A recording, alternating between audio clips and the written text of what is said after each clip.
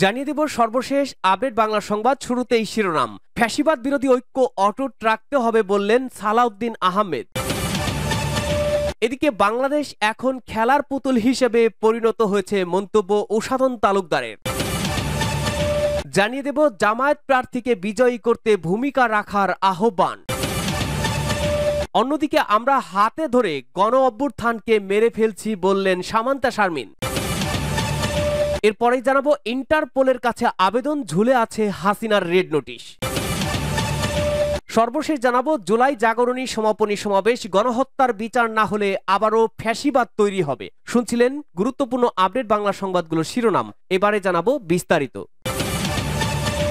ফ্যাসিবাদ বিরোধী ঐক্য অটুট রাখতে হবে বলেছেন সালাউদ্দিন আহমেদ। ফ্যাসিবাদ বিরোধী ঐক্য যাতে বিনষ্ট না হয় সেদিকে খেয়াল রাখতে সব রাজনৈতিক দলের প্রতি আহ্বান জানিয়েছেন বিএনপির স্থায়ী কমিটির সদস্য সালাউদ্দিন আহমেদ। তিনি বলেছেন, ফ্যাসিবাদ বিরোধী ঐক্য অটুট রাখতে হবে। পার্বত্য অঞ্চল নিয়ে দীর্ঘদিন ধরে দেশি বিদেশি ষড়যন্ত্র চলছে উল্লেখ করে উদ্বেগ প্রকাশ করেন বিএনপির স্থায়ী কমিটির এই সদস্য। তিনি বলেন, এই ষড়যন্ত্র যাতে সফল না হয় সেজন্য সবাইকে সজাগ থাকতে হবে।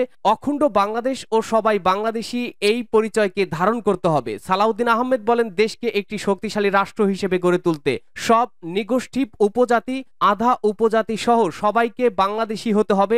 ভাষা, একক সংস্কৃতি ও ধর্ম কোনো জাতিকে গঠন করে না। সব ভাষাভাষী, ধর্মাবলম্বী, ক্ষুদ্র জাতিগোষ্ঠী, ক্ষুদ্র নিগোষ্ঠী মিলেই একটি জাতি গঠন হয়। বিগত সময়ে রাজনৈতিক উদ্দেশ্যে এই জাতিকে বিভক্ত করার মানসিকতা দেখা গেছে উল্লেখ করে তিনি বলেন, স্বাধীনতার 50 বছর পরও পক্ষ বিপক্ষে কথা বলে আমাদের বিভক্ত করা হয়েছে।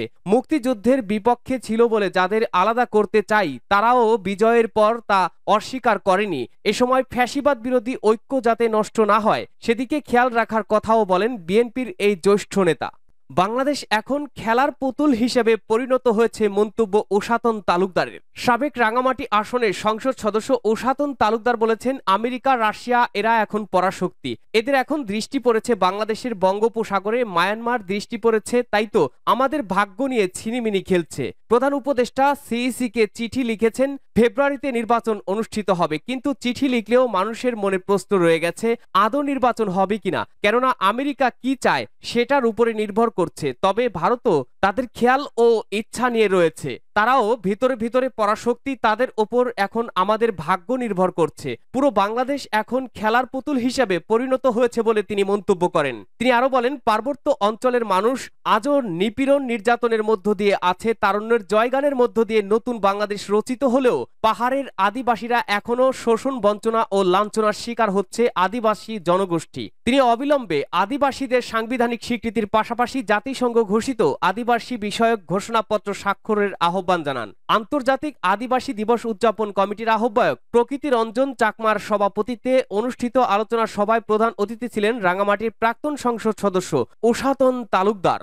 জামায়াত প্রার্থীকে বিজয়ী করতে ভূমিকা রাখার আহ্বান। বাংলাদেশ জামায়াতে ইসলামীর কেন্দ্রীয় মজলিসে শূরা সদস্য, চট্টগ্রাম মহানগরীর অ্যাসিস্ট্যান্ট সেক্রেটারি ফয়সাল মোহাম্মদ ইউনুস বলেছেন, ন্যায় ও ইনসাফ ভিত্তিক সমাজ প্রতিষ্ঠায় জনমত গঠন করে জামায়াত প্রার্থীকে বিজয়ী করতে ভূমিকা রাখতে হবে। তিনি বলেন, আগামী নির্বাচনে ভালো ফলাফল অর্জনে তৃণমূল সংগঠনকে মজবুত করতে হবে। এলাকার প্রত্যেক বাড়িঘরে সংগঠনের দাওয়াত, জামায়াতের প্রার্থী ও দাঁড়িপাল্লা প্রতীকের আহ্বান পৌঁছে দিতে হবে। দেশের সুশাসন, গণমানুষের অধিকার এবং গণতন্ত্র ও গণতান্ত্রিক মূল্যবোধ প্রতিষ্ঠার জন্য জামায়াত 7 দফা প্রস্তাব পেশ করেছে। এসব দফা বাস্তবায়িত হলে দেশকে ক্ষুধা, দারিদ্র্য ও বৈষম্য মুক্ত করে নতুন বাংলাদেশ গড়া সম্ভব হবে। তাই 7 দফা বাস্তবায়নে অন্তর্বর্তী সরকারকে জরুরি ও কার্যকর পদক্ষেপ গ্রহণ করতে হবে। নির্বাচন অবাধ, সুষ্ঠু, গ্রহণযোগ্য করার জন্য পিয়ার পদ্ধতি বাস্তবায়নের কোনো বিকল্প নেই, কারণ এই পদ্ধতির মাধ্যমেই জনপ্রতিনিধিত্বশীল ও কার্যকর সংসদ প্রতিষ্ঠা করা সম্ভব। নির্বাচনে অবৈধ অর্থের ব্যবহার, সহিংসতা ও অপরাধ প্রায় শূন্যের কোটায় নামিয়ে আনাও সম্ভব। আমরা হাতে ধরে গণ অভ্যুত্থানকে মেরে ফেলেছি বললেন সামান্তা শারমিন। জাতীয় নাগরিক পার্টি এনসিপির জ্যেষ্ঠ যুগ্ম আহ্বায়ক সামান্তা শারমিন বলেছেন, আমরা হাতে ধরে গণ অভ্যুত্থানকে টিপে মেরে ফেলেছি, আমরা হত্যা করছি গণ অভ্যুত্থানকে। সম্প্রতি একটি আলোচনায় অংশ নিয়ে তিনি এসব কথা বলেন। সামান্তা শারমিন বলেন, অন্তর্বর্তী সরকার অর্থনৈতিক স্থিতিশীলতা আনার জন্য অনেক কাজ করেছে। এক্ষেত্রে তাদের সফলতা মারাত্মক। শুধু এতটুকুতেই সীমাবদ্ধ। রাজনৈতিক জায়গায় মানুষকে আশা আকাঙ্ক্ষা দেখানোর জায়গায় এই সরকার একেবারেই ব্যর্থ হয়েছে। তাদের অ্যাকশন দেখলে মনে হয় নিজ দেশের রাজনৈতিক দলগুলোর সঙ্গে আলোচনা করে কোনো মতে নির্বাচন দিয়ে পার পাওয়াই তাদের লক্ষ্য। তিনি বলেন, এমন সরকারের কাছে আমি পুলিশ সংস্কার আশা করি না। পুলিশ সংস্কার বাংলাদেশের মৌলিক সংস্কারগুলোর একটা, কিন্তু পুলিশ সংস্কার কমিশনের বিষয়টি ঐক্যমত্য কমিশনের এজেন্ডাভুক্তই করা হয়নি। এটা তো বিরাট অন্যায় হয়েছে, কারণ বিগত 3টি ভয়ঙ্কর নির্বাচন পুলিশের মাধ্যমে হয়েছে। আমরা কি সংস্কারের কথা বলতে পারবো না? এই পুলিশ বাহিনীকে আমরা আওয়ামী লীগের পেটোয়া বাহিনী হিসেবে দেখেছি, এখন পুলিশ বাহিনী কার? তিনি আরো বলেন, যদি অন্তর্বর্তী সরকার কোনো কাজে বাধাগ্রস্ত হয় তাহলে তারা সেটা সংবাদ সম্মেলন করে বলার স্বাধীনতা রাখে, কিন্তু তারা সেটা অনুভব করছেন না। কেন তারা এত নেগোসিয়েশন করতে যান কেন?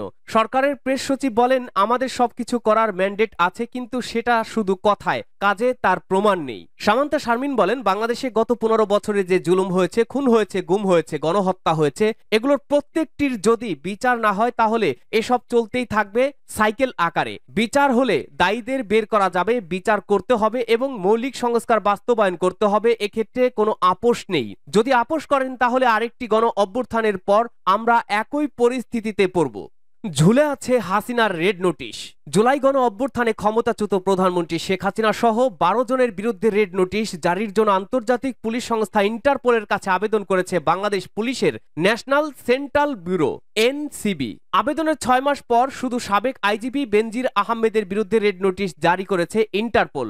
এখনো ঝুলে আছে 11 জনের নোটিশ, অথচ বিদেশে পলাতক ওই ব্যক্তিদের বিরুদ্ধে রেড নোটিশ জারি করতে ইন্টারপোলের কাছে পৃথক 3টি ধাপে আবেদন করা হয়। শেখ হাসিনা সহ যাদের বিরুদ্ধে রেড নোটিশ জারি ঝুলে আছে তারা হলেন ওবায়দুল কাদের, আসাদুজ্জামান খান কামাল, আকম মোজাম্মেল হক, হাসান মাহমুদ, জাহাঙ্গীর কবির নানক, মহিবুল হাসান চৌধুরী, শেখ ফজলেনুর তাপস, মেজর জেনারেল অবসরপ্রাপ্ত তারিক আহমেদ সিদ্দিক, নসরুল হামিদ এবং মোহাম্মদ আলী আরাফাত। এদের প্রত্যেকের বিরুদ্ধে বাংলাদেশের আদালত থেকে বিভিন্ন মামলায় ওয়ারেন্ট বা গ্রেপ্তারি পরোয়ানা রয়েছে। জানা যায়, বেনজিরের বিরুদ্ধে রেড নোটিশ জারি করতে ইন্টারপোলের কাছে আবেদন করা হয় চলতি বছরের ফেব্রুয়ারিতে। এর আগে দুর্নীতি দমন কমিশনের দুদকের আবেদনের পরিপ্রেক্ষিতে ঢাকার একটি আদালত বেনজির আহমেদের বিরুদ্ধে রেড নোটিশ জারির জন্য ব্যবস্থা নিতে নির্দেশ দেন। পুলিশ সদর দপ্তর সূত্র জানায়, আদালত প্রসিকিউশন রাষ্ট্রপক্ষ অথবা তদন্ত সংস্থার অনুরোধের পরিপ্রেক্ষিতে পুলিশ সদর দপ্তরে এনসিবি শাখা ইন্টারপোলের রেড নোটিশ জারির আবেদন করে থাকে। শেখ হাসিনা সহ যে 12 জনের বিরুদ্ধে রেড নোটিশ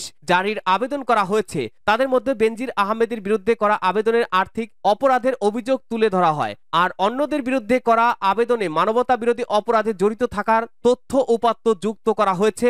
শেখ হাসিনার বিরুদ্ধে রেড নোটিশ জারির জন্য ইন্টারপোলের কাছে আবেদন করতে গত বছরের নভেম্বরে পুলিশ সদর দপ্তরকে অনুরোধ করেছিল আন্তর্জাতিক অপরাধ ট্রাইব্যুনালের চিফ প্রসিকিউটরের কার্যালয়।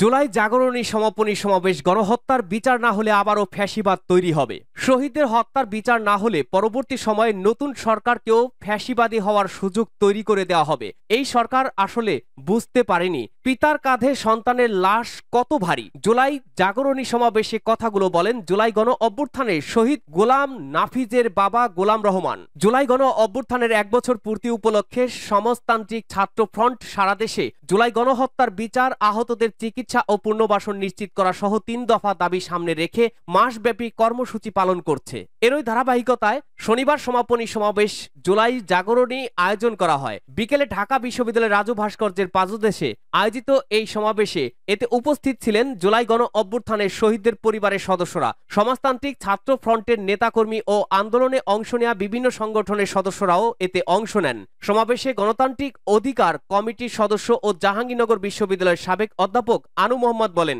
শহীদ ও আহত ব্যক্তিদের পরিবার নানান ধরনের বিপদে আছে। আধুনিক প্রযুক্তির এই যুগে 1 বছর পরেও শহীদদের পূর্ণাঙ্গ তালিকা করা হয়নি। শহীদ ও আহতদের পরিবার অবহেলিত হচ্ছে, অথচ সরকারের দায়িত্ব ছিল পরিবারগুলোর যথাযথ সম্মান নিশ্চিত করা। আনু মোহাম্মদ বলেন, যেসব মামলা দায়ের হয়েছে সেখানে ত্রুটি থাকছে। সরাসরি যারা হত্যার নির্দেশ দিয়েছেন তাদের বেশিরভাগই এই সরকার আসার পর দেশ থেকে পালিয়েছেন। পাইকারি মামলা করায় মামলা আরো দুর্বল ও অগ্রহণযোগ্য হয়েছে, এতে প্রকৃত অপরাধীরা ছাড় পাচ্ছেন উল্লেখ করে তিনি বলেন, পরিবর্তনের যে আকাঙ্ক্ষায় আন্দোলন হয়েছিল তার বাস্তবায়িত হয়নি।